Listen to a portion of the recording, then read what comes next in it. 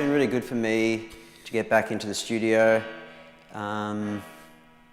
It's not easy as a 38-year-old who's had a number of different surgery procedures, but I think it's really helped me choreographically too, in terms of remembering what it's like as a dancer. There's been lots of memories brought back from my time as a student, and it's just interesting how we've all evolved.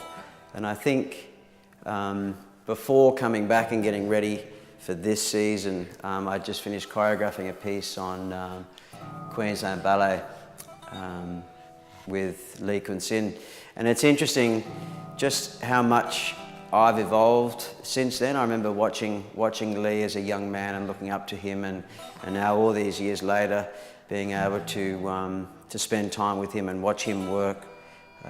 It's really been a very reflective process for me, getting back into shape for these seasons. So from that perspective, yeah, it's been really pleasant getting ready and having these people that were so influential in my development as a young dancer to bring me where I am today.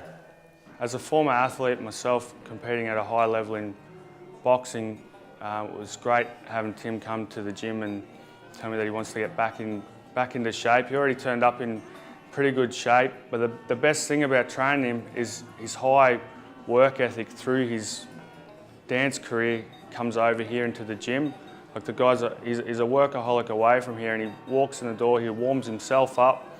We work for the whole session non-stop, and then when I move on to the next session, I can look back in the room and Tim's still working away, pushing himself. He has no quit.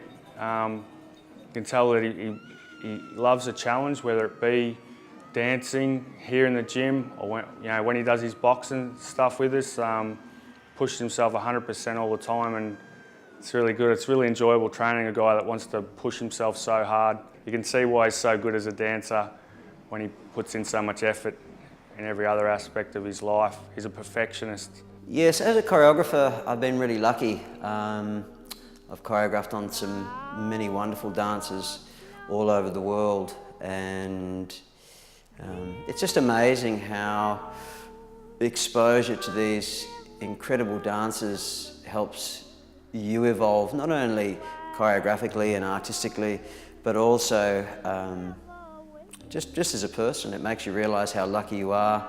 Over the last 3 to 4 months, I've travelled to so many wonderful countries. It just makes you realise how important the arts is to help influence and shift people's ways of thinking. I grew up in Wodonga, and I feel great pride coming back here. I remember leaving as a young male dancer, very naive as to what the world of dance is and was.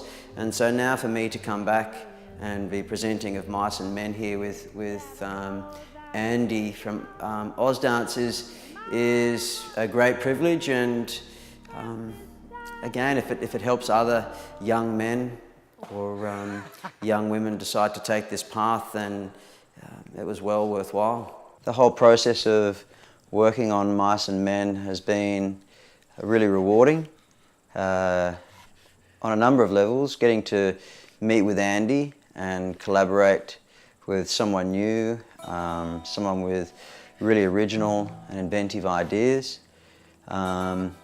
Obviously being able to work on such a classic narrative of Mice and Men is such a wonderful story, and I think that Andy and I do it justice with our maturity. I don't believe it was a work that we could have done any earlier in terms of our age. We're both well placed in terms of our maturity within the industry, as well as being able to relate to such complex characters. And lastly, I think it's it's been really rewarding being able to perform, direct and co-produce the work. That's made it very difficult, having to wear so many hats, but yeah, it's been great for me to train, to get back into shape, to performance shape, and to push myself that way again. And it's just made me realise how much I love dancing. The preparation has been very intense on many levels, in terms of getting physically prepared for myself, being able to, both Andy and I have a number of different projects that are going on at the same time, so in terms of coordinating our work schedules, as well as doing the work justice. It's such a classic story, as I've said, and we really wanted to delve very deep into what we thought the story meant and how we could portray that through movement. And that's taken a lot of time.